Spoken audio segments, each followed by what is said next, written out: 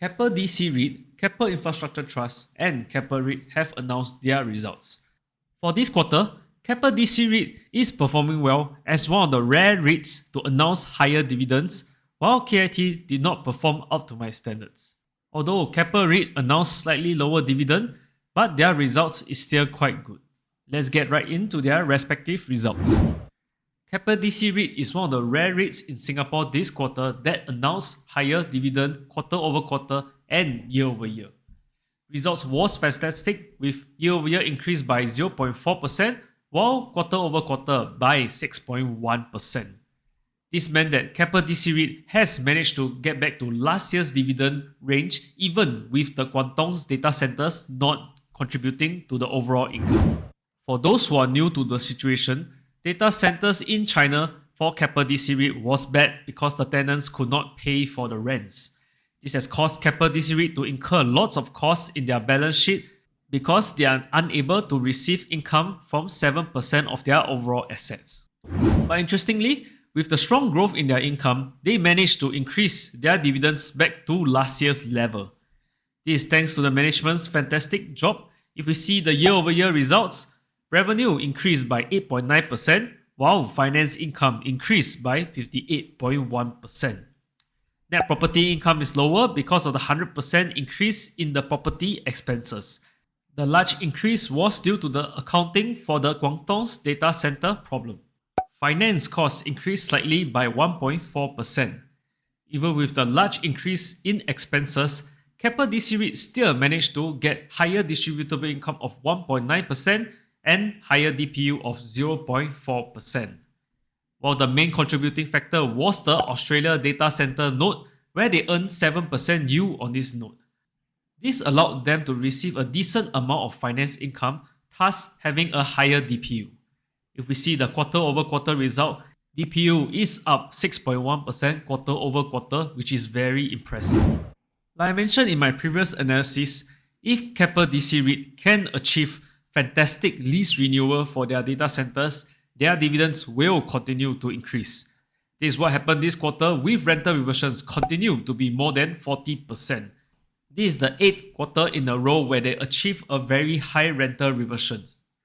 As AI evolves, I expect the demand for data centers to continue to be strong. With good rental reversions, it's always desired for the leases to be expiring. The leases renewed will definitely allow the REIT to earn higher income. If we look at their lease maturity, there is a potential for more growth as 11.5% of the rental incomes are still up for renewal this financial year. Next year, there is another huge bunch of leases accounting for 20.9% of the total income that can be renewed. This will definitely help to increase Keppel DC Reit's income, and I expect their dividends to increase next year. Debt-wise, there's no issue with the average leverage ratio at 39.7%. Cost of debt went down due to the cheap loans taken from the purchase of the Japan data centers. If we look at the debt maturity profile, only 6.3% of the loans are required to be renewed next year. Interest rate might not come down that fast, but for the majorities of the loan in 2026 and 2027, hopefully the interest rate will have come down to a level where it will benefit Keppel DC Reit when they refinance these loans. Overall, with the leases continue to renew at a very good rental reversion rate, Keppel DC Reit's dividend will be expected to continue to increase. Even though it's a very good REIT, it's also a very pricey REIT as well. At the current share price, the dividend yield might be around 4.6%. So as an investor, you have to ask yourself if you are willing to buy Keppel DC Reit at this share price yielding 4.6%. Or as an investor, you can also try to forecast any possible increase in the dividends. Next, let's talk about Keppel Infrastructure Trust. Keppel Infrastructure Trust is a business trust which is a different class from REITs. Unlike REITs, they do not have to meet the 50% leverage ratio or the 90% dividend payout ratio set by the government. They do not own real estates, but they own different types of assets, such as renewable portfolios, oil or gas pipelines, waste-to-energy plants, Singapore waste and water plants, and distribution and storage capabilities.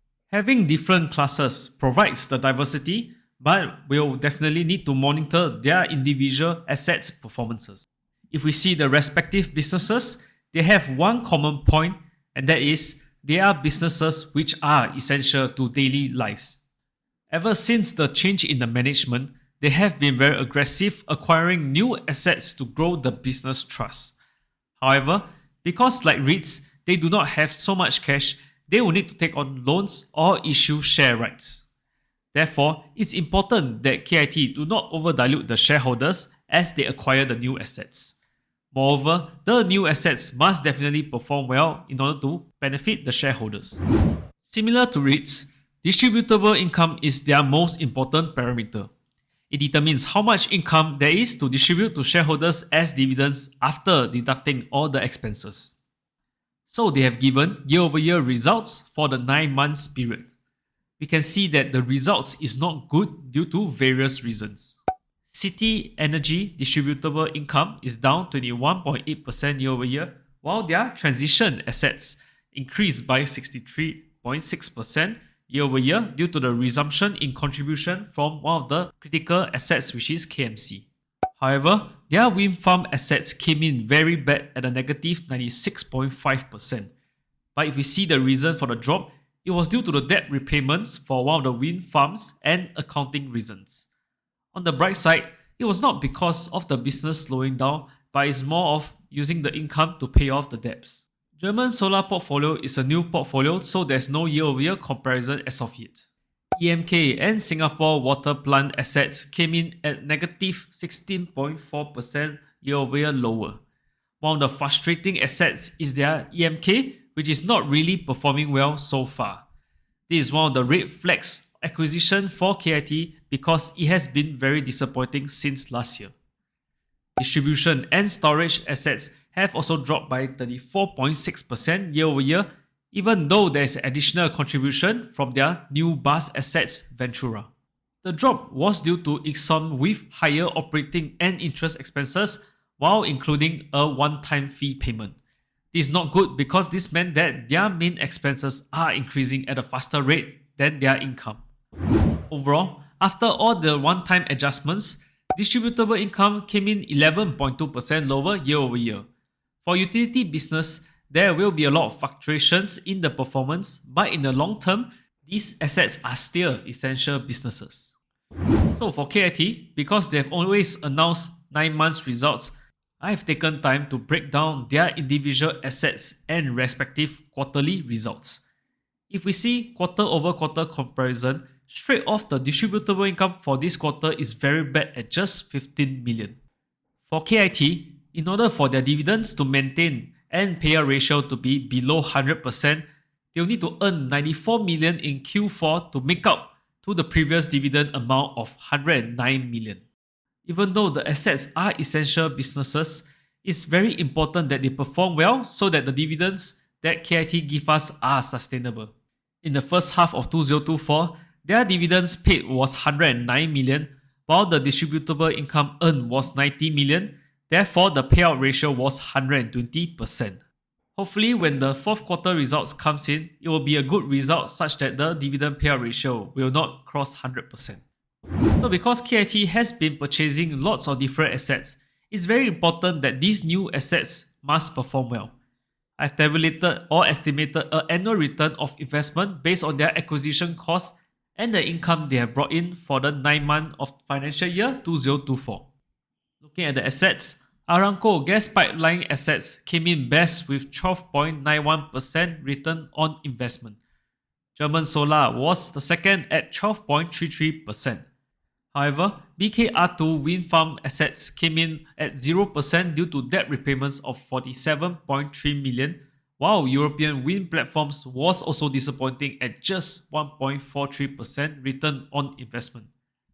EMK continues to disappoint with just 0.37%, while Ventura also did not perform up to my expectations with just 5%. Based on last year's results, Q3 distributable income tends to be lower but might pick up in Q4, so we will see how the Q4 results turns out. For their debt-wise, they have managed to bring down the gearing ratio from 44 to 40%. This This was due to rights issue and issuance of perpetual securities. However, their average interest ratio cost increased from 4.43 to 4.57%. Similar to all REITs, this is a common issue because the finance cost will be a negative factor to the distributable income. On the bright side, KIT managed to fully pay off the 392 million term loan that was expiring in financial year of 2025. They will only have loans that will need to be renewed at 2026. At the current share price, the dividend yield is at an attractive level of 8.7%. But of course, with the current performance, it's hard to imagine that KIT can increase their dividends in the near term unless their new assets performances pick up. Next, let's go on to the next REIT, which is Keppel Reit. Keppel Reit's results was not bad considering that it is in the commercial property sector. Their portfolio is purely office properties. The positive thing about Keppel Reit is that with such a high percentage of Singapore properties, it ensures that Keppel Reit continues to perform with good rental reversions. Going straight to their balance sheet, revenue and NPI both grow 12.3% and 10.8% year-over-year respectively due to better performance in their own properties and contribution from newly acquired properties. However, dividend income to shareholders is still down 1.9% year-over-year. Why? If we see the main reason, it was because the borrowing cost increased exponentially by 33.3%. Reason for the increase was due to higher borrowing due to new property acquisition and refinancing. That is why for REITs, if they have cheap loans that needs to be refinancing during this year of high interest rates, it will definitely increase their borrowing costs. So if the rate of increase in the borrowing cost is faster than the rate of increase in the income, it will definitely bring down dividends. Looking at their debt profile, adjusted interest coverage ratio is at 2.7 times, while average interest rate for all debts is at 3.38%. Leverage ratio is at a high level of 41.9%, and there is risk that next year, when they renew this new batch of loans, the borrowing costs might continue to go up. Next, if we look at the respective location portfolio, it's good with net property income for all three portfolios going higher. This is good because this shows the quality of offices that Keppel Reit has. Even for the overseas properties, Australia portfolio occupancy actually went up from 93.6 to 95%. With Keppel Reit having attractive rental reversion rates, it's beneficial for them to have lease expiring. With the leases expiring, they can renew the tenant leases at a higher rate, thus earning them more income. Good thing is that for the next few years, they have quite a lot of leases that needs to be renewed. This will be beneficial for Keppel Reit's income to grow. So overall, what can we conclude from Keppel Reit's performance? The first positive note is that they have good rental reversions. This is very important because this will be the organic growth for Keppel Reit. The next good thing is that they have high occupancies for all properties, even for the overseas ones. The only thing that I'm concerned about is the large amount of debts that needs to be refinanced in the financial year of 2025. At the current share price, its dividend yield is about 6.5%, which is quite decent. In conclusion, both Keppel Reit and Keppel DC Reit is performing well with higher rental reversions of their leases that lead to higher income. KIT-wise was not as good as expected, and we will have to continue observing what is the return of investment for the new assets. Thank you so much for watching. I hope this video has been informative for you. Please support the channel by hitting the like, subscribe, and comment on your thoughts on the Keppel's earnings. You can also watch my recent analysis video on Mapletree REITs or the Singapore Big 3 banks. Thank you, and I'll see you in the next video.